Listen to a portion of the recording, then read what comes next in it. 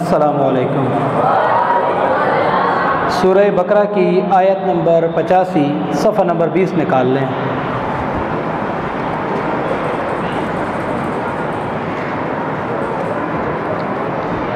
उलाइकल्लज़ीना इश्तरौल हयातद दुनिया बिल आखिरह फला युखफ़्फ़फ़ु अन्हुमुल अज़ाब वला हुम युनसरून। उलाइकल्लज़ीना, यही वो लोग हैं, इश्तरौ, जिन्होंने ख़रीद ली, अल हयातद दुनिया, दुनिया की ज़िंदगी, बिल आखिरत, आखिरत के बदले में, फला युखफ़्फ़फ़ु, बस हल्का नहीं किया जाएगा, अनहुम, उनसे, अल अज़ाब, अज़ाब, वला हुम, और ना ही वो, युनसरून, मदद किए जाएंगे। अज़ीज़ तलबा, गुज़िश्ता आयात से यहूद के किरदार के हवाले से सिलसिला चल रहा है।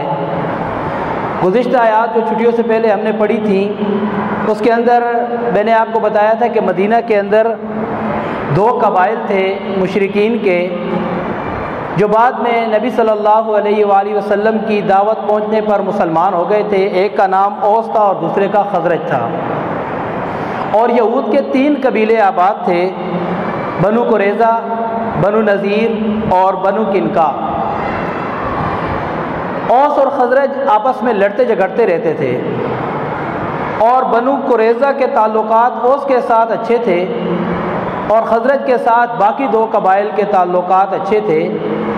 तो ये अपने ताल्लुकात की बुनियाद पर ये कबीले भी आपस में लड़ते थे। तो रात में अल्लाह तबारक व तआला ने बनी इसराइल को 3 हुक्म दिए थे। एक ये था कि एक दूसरे के साथ किताल न करो, लड़ो नहीं, कत्लो गारत गरी न करो।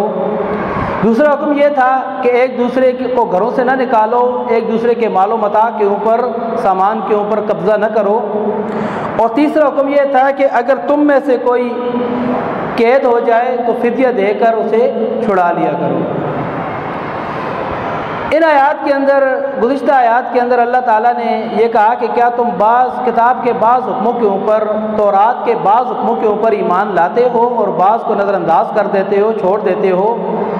तो वहाँ पर कहने का मतलब ये था कि जो पहले 2 हुक्म थे, कत्ल करने और लड़ने से मना किया गया, एक दूसरे का साजो सामान और मालो मता छीनने और कब्ज़ा करने से मना किया गया था, उन 2 हुक्मों के ऊपर तो तुम अमल नहीं करते।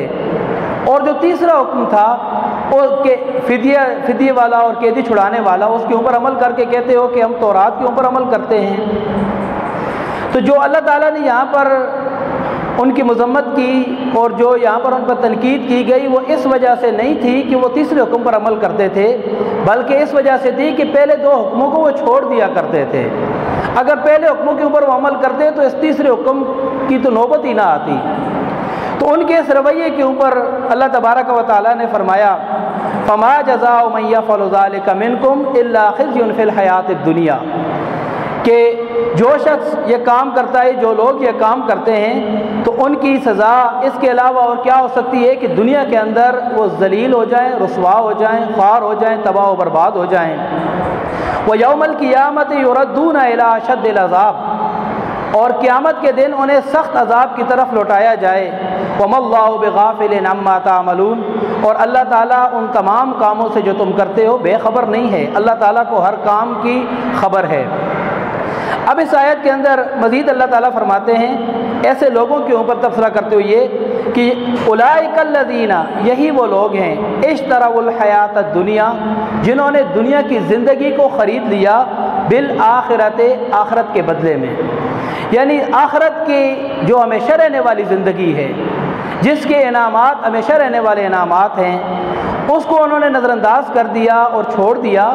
और जो दुनिया के अंदर आर्जी ज़िंदगी है, आर्जी फ़ायदे हैं, आर्जी लज़्ज़तें हैं, उनको हासिल करने में लग गए।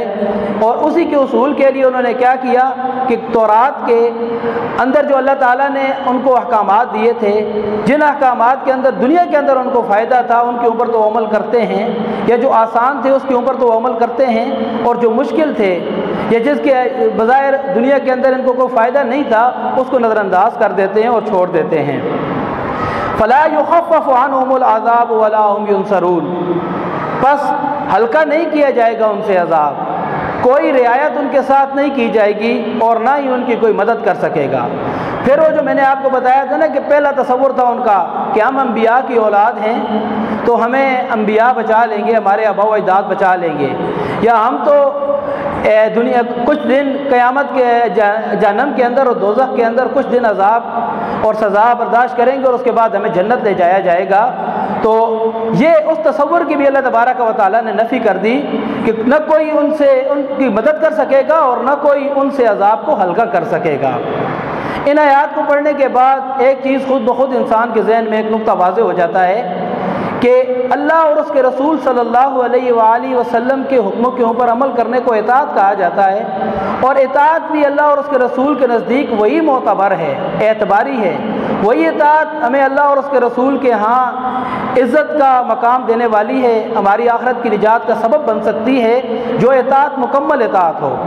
اگر ہماری اطاعت نامکمل ہوگی کہ کچھ چیزوں کے اوپر ہم عمل کریں گے اور کچھ چیزوں کو نظر انداز کر دیں گے اور چھوڑ دیں گے تو پھر یہ اطاعت اللہ اور اس کے رسول کے ہاں قابل اعتبار نہیں ہے۔ اس اطاعت کا وہ فائدہ نہیں ہے کہ جو اطاعت کے اندر فائدہ ہوتا ہے، جو آخرت کی کامیابی ہے، جو دنیا کے اندر عزت ہے، وہ اسی اطاعت کے ساتھ ہے کہ جو مکمل اطاعت ہو اللہ کی کتاب کی بھی اور نبی کریم صلی اللہ علیہ وآلہ وسلم کی سنت کی بھی۔